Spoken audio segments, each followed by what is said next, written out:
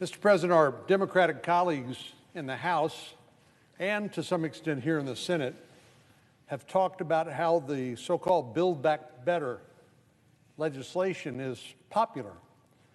But I think the main reason it's popular is because, frankly, many members of Congress and certainly the public at large don't know what's in it.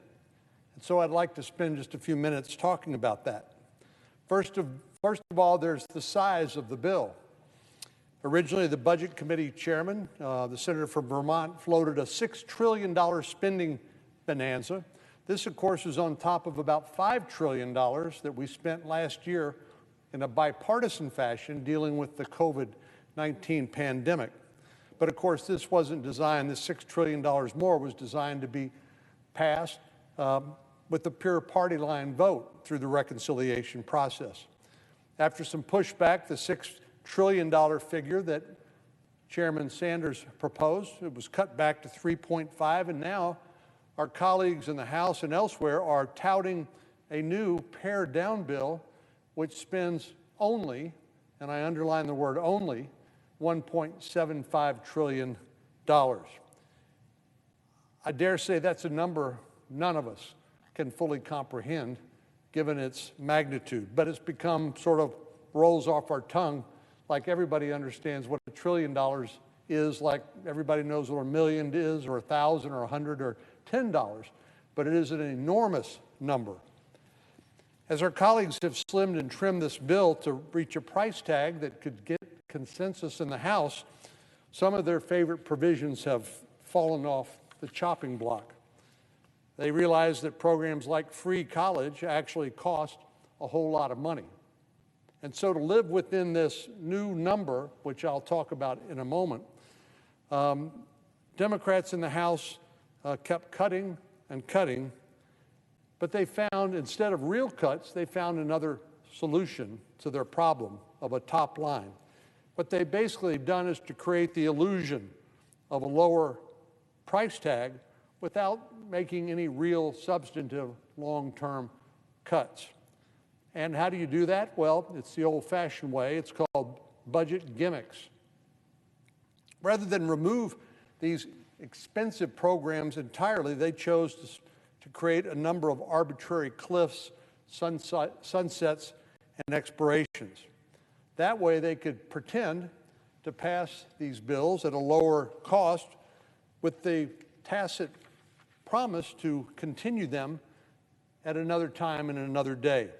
One example of this was the expanded child tax credit. Our Democratic colleagues originally crafted this as a temporary measure in their partisan bill that became law in March, just 8 months ago. The first payments, though, had barely gone out the door when they decided to call for making those temporary provisions permanent in the BBB, so-called Build Back Better bill. Our colleagues knew that a permanent extension and expansion would have been far too expensive to meet their top line, so they pretended to cut it by making it a temporary extension. Earlier drafts of this bill would have extended this policy through 2025. As time went on, the price tag was still too high, so it was scaled back to a one-year extension. But the truth is, nothing has really changed. Calls to make the expansion permanent have not gone away. I've seen no indication our colleagues across the aisle are content to let this extension expire after just 1 year. The same is true of the Earned Income Tax Credit, which also was expanded in March.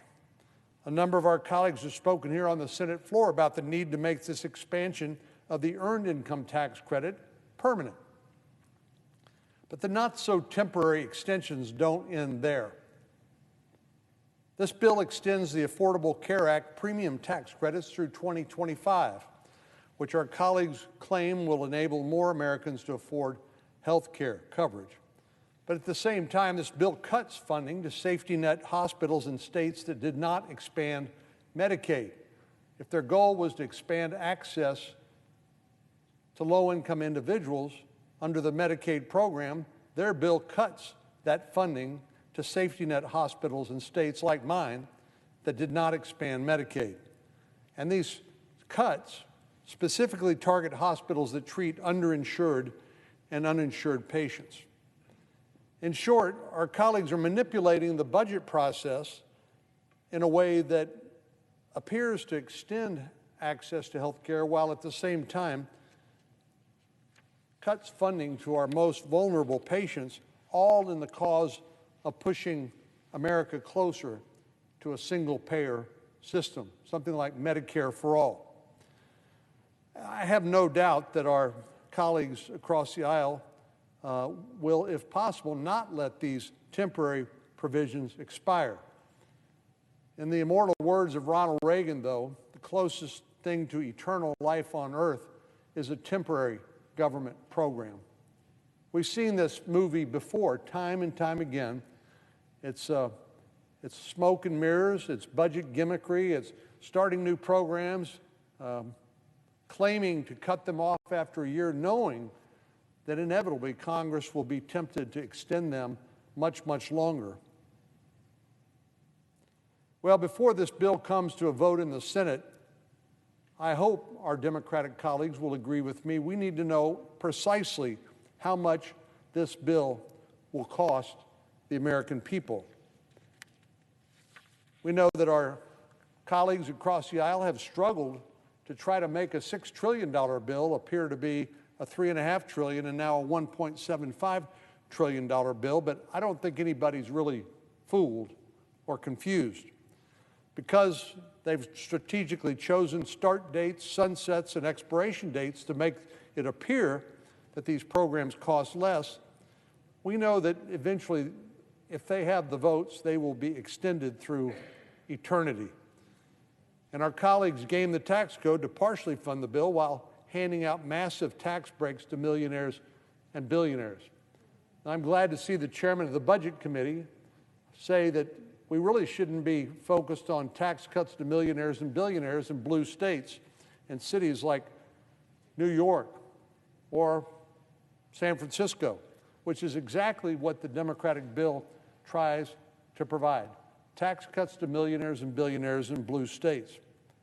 This bill is really chock full of inconsistencies, claiming to extend access to health care while cutting off access to Medicaid for some of the safety net programs in states like mine, claiming that, well, we're going to tax the rich folks while at the same time providing tax cuts to millionaires and billionaires in blue states by lifting or eliminating the SALT deduction, the state and local tax deduction, which allows taxpayers, these millionaires and billionaires in blue states, to deduct their state and local taxes, which means not only do they get a tax cut, but the rest of us end up subsidizing them, because in order to get the revenue needed, that means regular working folks are going to have to pick up the gap. The best evidence of this maneuvering is the fact there's not a single year over the next decade in which each tax provision would be used at the same time. Let me say that again. Of all the gaming in the tax code, the fact is, under the proposal by the House of Representatives that we at some point will consider here, the fact is there is not a single year over the next decade in which each of these tax provisions would be used at the same time. This is nothing but gimmicks and sleight of hand accounting. In my previous life, Mr. President, I was Attorney General of Texas. We had something called the Consumer Protection Division. If anybody in the private sector would falsely advertise, like the federal government and Congress is trying to do in this so-called Build Back Better bill, we would go after them with a vengeance for defrauding consumers. Unfortunately, that doesn't apply to Congress. I wish it did. But we often talk, at least intermittently, about needing to know what's in a bill before we actually vote on it. At one time or another, senators on both sides of the aisle have griped about voting on 1,000-page bills that were completed just hours before the vote. Knowing the true cost of this legislation is no different. Before voting on it, we have the duty to understand how it will impact our debt and deficits and how big of a bill the American people will be stuck with. And there's also this ugly animal rearing its head called inflation. 70%, I think, in a recent public opinion poll I've seen, of the public say that inflation is eating away more and more of their income and actually reducing their standard of living. It's a silent tax on working families. And I would think that if we're concerned about the welfare of those families, that we ought to be very concerned about making inflation worse by pouring more and more money into our economy, chasing fewer and fewer goods and services. That's part of the problem now. There's so much money sloshing around as a result of the spending by Congress, much of it associated with COVID-19, but not all of it. Some of it with the American Recovery Act that was passed, the $1.9 trillion in the early days of the Biden administration. But the truth is, inflation is eating our lunch, and we should not be making it worse by spending a lot more money, as our Democratic colleagues are proposing we do in the Build Back Better bill. So we need a cost estimate by the Congressional Budget Office, the official score of these spending bills, because we know that what we've seen so far is full of gimmicks, tricks, phony cliffs, phony expiration dates, as I've said, and basically misleading the public and Congress into knowing what exactly is in this bill and how much it will cost. Well, the cost estimate provided by the CBO, we know, given these phony assumptions, is not an accurate statement of the true cost of the bill. This isn't a reflection on the folks that work at the CBO, but the scoring rules they must follow. So despite the fact that our Democratic colleagues have explicitly said that temporary programs will be extended at the first opportunity beyond the terms laid out in the bill, the Congressional Budget Office has to play along and act like that's true, when we know it's not true.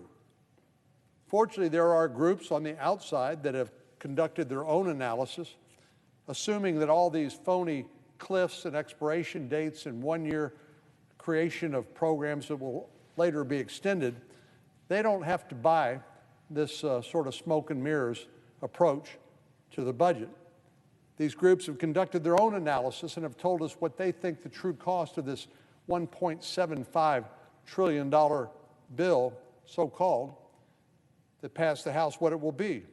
For example, the budget experts at the University of Pennsylvania's Wharton School of Business have analyzed this legislation as if these temporary provisions would be made permanent, which I think is the safest assumption to make.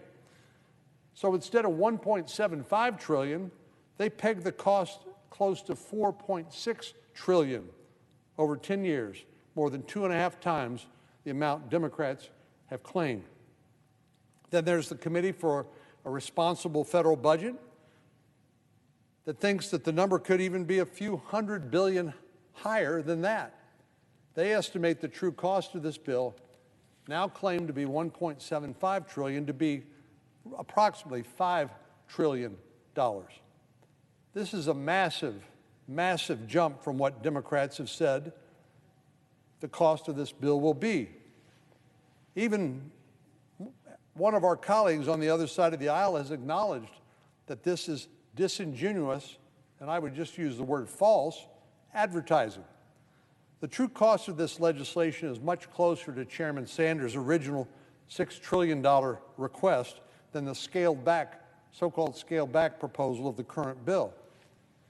Before this legislation comes to the Senate floor, we need to see a true cost estimate based on reasonable assumptions, not a fairy tale scenario. It defies all common sense to vote on a bill without knowing how much it's going to cost ahead of time. To this end, last week I sent a letter to the leaders of the Congressional Budget Office and the Joint Committee on Taxation requesting an updated estimate based on more reasonable assumptions. If the temporary provisions of this bill are extended, and I fully expect them to be if our Democratic colleagues have the votes to do it. This legislation will cost a whole lot more than what the American people have been told. And we need to know as close as we can exactly how much that will be.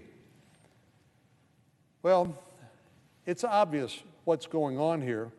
These not-so-temporary provisions won't expire in a year, or 4 years, or 10 years.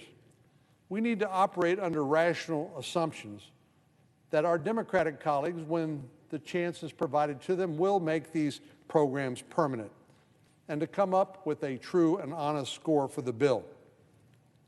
If this legislation is all of a sound investment, as our Democratic colleagues claim, they shouldn't have anything to be afraid of. And we do have a duty, I believe, as members of Congress, voting on legislation of this magnitude, to know what we're doing before we're asked to vote on it. I don't think anybody who really should have anything to be afraid of unless they're afraid of a true accounting as opposed to the smoke and mirrors we see so far on this phony, gimmickry bill. Mr. President, I yield the floor.